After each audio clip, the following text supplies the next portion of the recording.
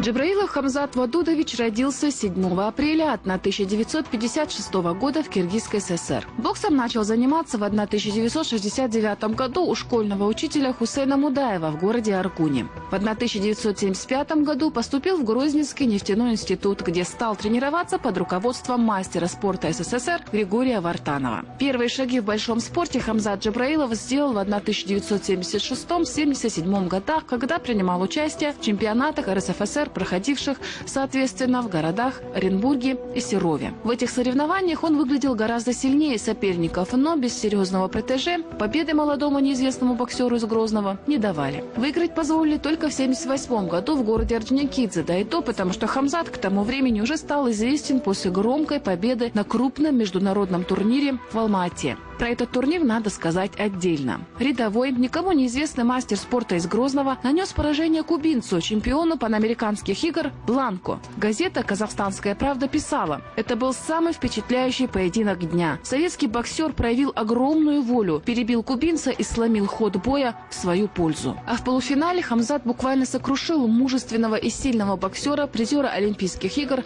Виктора Савченко. После окончания первого раунда весь избитый и рассеченный Савченко подозвал рефери и отказался от продолжения поединка. Во дворце спорта стояла мертвая тишина. Это было что-то невероятное. В 1979 году наш земляк повторил свой успех. Кроме Джабраилова и кубинского тяжеловеса Анхеля Миллиана, никому не удавалось побеждать на алматинском турнире дважды. Этот год, 79-й, был судьбоносным в спортивной карьере Хамзата Джабраилова. Приближались Олимпийские игры в Москве, и не было советского спортсмена высшего уровня, который не мечтал бы участвовать в них. Хамзат громкими победами практически во всех соревнованиях, предшествующих Олимпиаде, доказывал, что является лучшим боксером категории 71 килограмм. Финал чемпионата СССР 1979 года в Москве показывали по Первому каналу центрального телевидения. Миллионы любителей бокса увидели блестящую победу чеченского боксера. После завоевания золотых медалей чемпионата СССР и спартакиады народов СССР земляки устроили Хамзату грандиозную встречу. Прямо на улицах Грозного люди подходили к нему с поздравлениями и говорили: «Хамзат, ты сделал невероятно и доставил нам огромную радость. Спасибо тебе».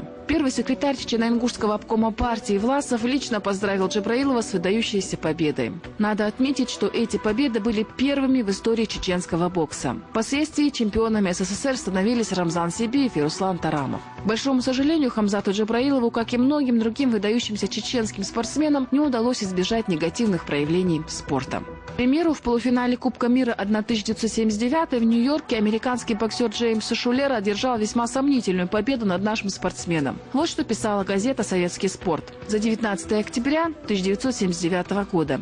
Несколько подробнее следует остановиться на поединке боксеров среднего веса Хамзата Джабраилова и Джеймса Шулера, США. Бой проходил при заметном преимуществе советского боксера. Достаточно сказать, что в середине второго раунда он послал своего соперника в нокдаун. И хотя к концу третьего раунда оба боксера выглядели уставшими, Джабраилов продолжал успешно атаковать, нанося американцу ощутимые удары. Когда прозвучал гонг, в победе Джабраилова трудно было усомниться. И в этой ситуации решение судей вызвало, мягко говоря, недоумение. Победа была присуждена Шулеру. Это удивило не только спортивных обозревателей и публику, но и самого победителя. Он не поверил в свою победу и удивленно посмотрел сначала на рефери, а потом на главного судью, услышав свое имя. В поединке за бронзовую награду Хамзат победил лучшего боксера 1979 года, чемпиона панамериканских игр Молина. Нечестно обошлись с Хамзатом и перед чемпионатом Европы 1979 года в городе Кёльне. После убедительной победы над Савченко, да еще и с тяжелым нокдауном, наш земляк был включен в команду, и на руках был заграничный паспорт с немецкой визой. Невероятно, но в последний момент Хамзат был, как говорится,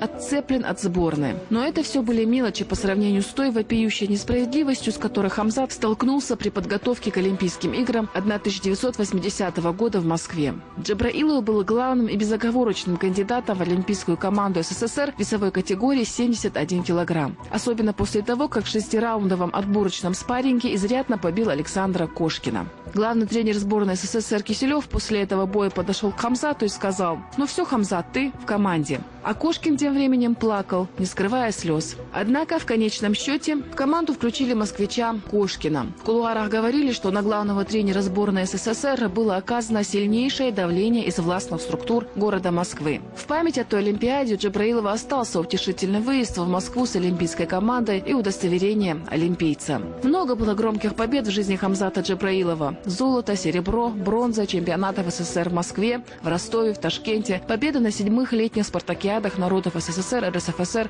в Москве и Иваново. Чемпион и призер международных турниров в Австрии, ФРГ, ГДР, США, Болгарии, СССР, Индонезии, Финляндии, Румынии, Алжире, Ганы и других странах. Победитель матча СССР-США 1980 года, СССР-Германия 1979 года, РСФСР-Ганна 1981 года.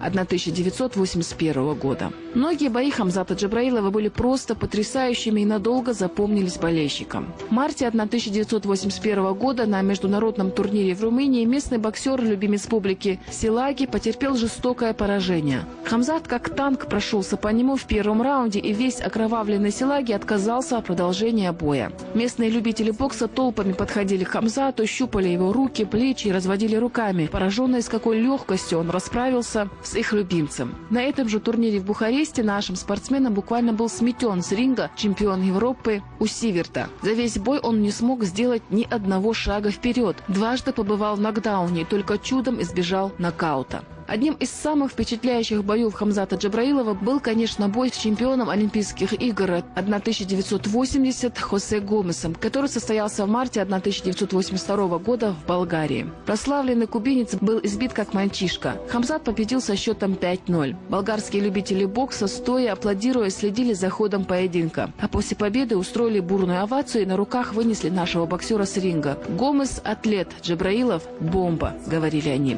Хамзат отличался несгибаемой волей, великолепной техникой и тактикой, нокаутирующим ударом. Как отмечалось в журнале «Физкультура и спорт» за ноябрь 1983 года, так, например, чемпион СССР 1979 года Хамзат Джабраилов надвигался на противников подобно подвижной крепостной башне, навязывая жесткий, тяжелый бой. В жизни Хамзата были и курьезные моменты. Как-то в зал бокса Грузинского нефтяного института вошел здоровенный детина с бритой головой. Сказал: «Кто здесь Хамзат Джабраилов? Что-то о тебе много пишут и говорят», и вызвал его на поединок. При этом добавил: «Смотри, что я с тобой сейчас сделаю». Разговор шел на чеченском языке. Незапланированный спарринг закончился, не успев начаться. Спортсмен сделал только один удар. Непрошенный гость долго приходил в себя после нокаута. Потом подошел к Хамзату, сказал: «Теперь я знаю, что такое показать Кузькину мать», и ушел. Даже после того, как Хамзат Джабраилов оставил спорт, его нередко вспоминали в сборной команде СССР и ставили в пример как образец мужества и трудолюбия.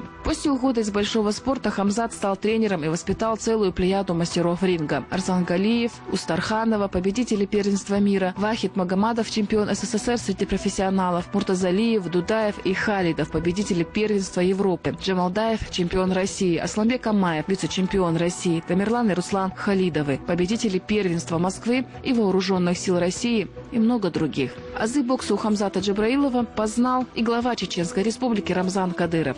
Хамзат Джабраилов оставил яркий след в истории чеченского спорта и как тренер, и как спортсмен, что случается редко. Он является первым в новейшей истории Чеченской республики заслуженным мастером спорта России и заслуженным тренером страны. Мы же желаем Хамзату Джабраилову крепкого здоровья, счастья и дальнейших успехов в деле воспитания молодежи и развития бокса.